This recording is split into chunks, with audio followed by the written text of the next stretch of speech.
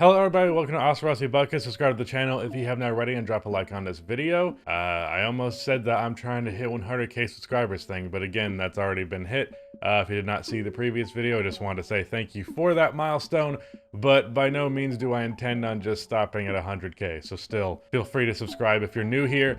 For today's video, or for tonight's video I guess, I'm going to be talking about the Kings versus Warriors game. If you want to see my reaction to Clippers versus Suns, that is going to be going out later on it should be there around the afternoon tomorrow, or I guess technically today, because this video will probably go up, you know, technically in the next day. But anywho, I'm going to title this one The Empire Strikes Back, because I find that to be quite funny. A good idea of the vibe here. We were feeling pretty strongly, most of us who are, you know, pushing for the Kings side of this thing here, because I'm just a big fan of this Kings team, nothing against the Warriors whatsoever, but I've definitely been pulling for them here. First two games looked real good, and I made a video over on my main channel saying that they were screwed, but frankly, they looked so good in this game, I'm wondering if I was a little bit too declarative. I'm not surprised they won this game, but they won it in a fashion that felt like a little bit of a statement, if anything, that they were not going to keep messing around. Obviously winning this one without Draymond Green, and winning so in a 17-point game where the Golden State Warriors looked dominant pretty much the whole way through. They definitely seemed to have control of this one for a majority of it, and a lot of that was that they got some of the issues that they had with game one figured out. Their offense was more fluid, even though they did struggle a little bit from the field because this was a very defensive-minded game. I definitely felt like the ball was moving around more and there was some more even distribution and scoring. Jordan Poole had 16, Wiggins had 20, Klay had 13, Moody off of the bench had 13, and you know, Steph had 36 because he's Steph Curry.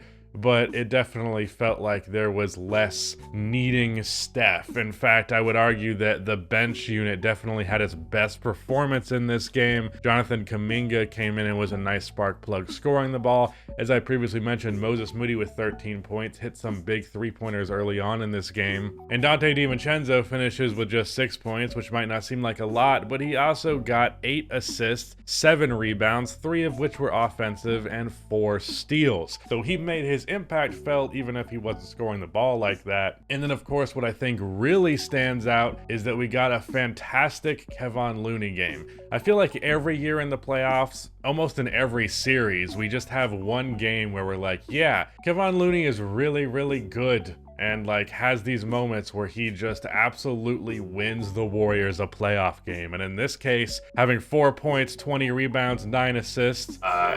Shut up. Don't interrupt. I was just about to make the goddamn joke. Having 4 points and 20 rebounds on 420. Nice. Ignore all that you heard before that. And 9 assists, which is his playoff career high. Just an absolutely fantastic performance from Kevon Looney. And that, with the bench unit showing up, made this a pretty decisive win.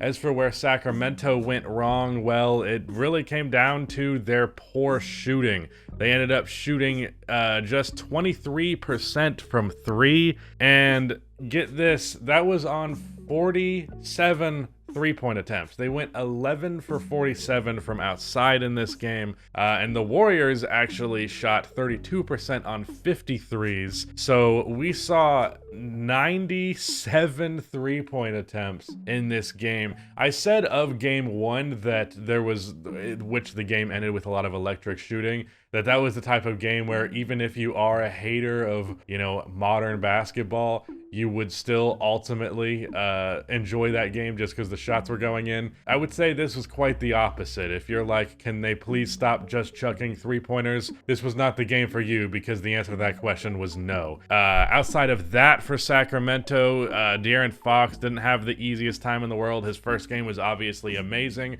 but his second game and this one have been, you know, technically filling out the box score, but the efficiency leaves room to be desired. Sabonis was also just fine in this one relative to his standard. He also had 6 turnovers, which is far from ideal.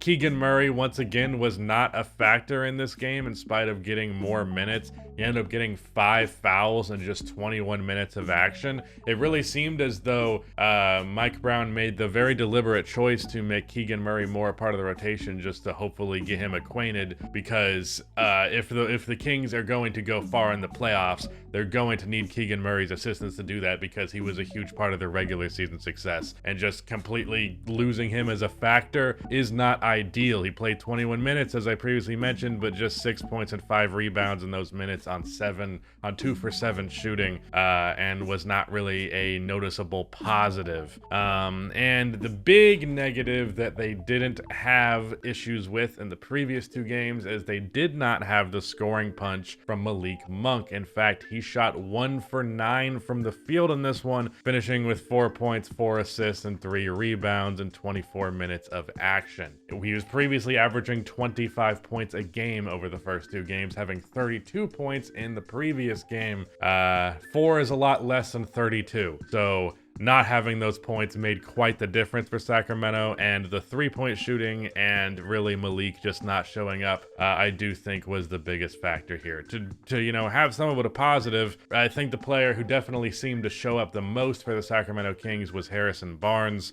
Seemed like he was trying to get a little bit of revenge on his former squad there, but the rest of his team didn't really bring it. Also worth mentioning, Davion Mitchell did not really bring it like he did in the previous 2 games, especially last game. And also want to mention that they threw Terrence Davis out there in the rotation to see what he could do. I didn't really see any particularly positive or negative results.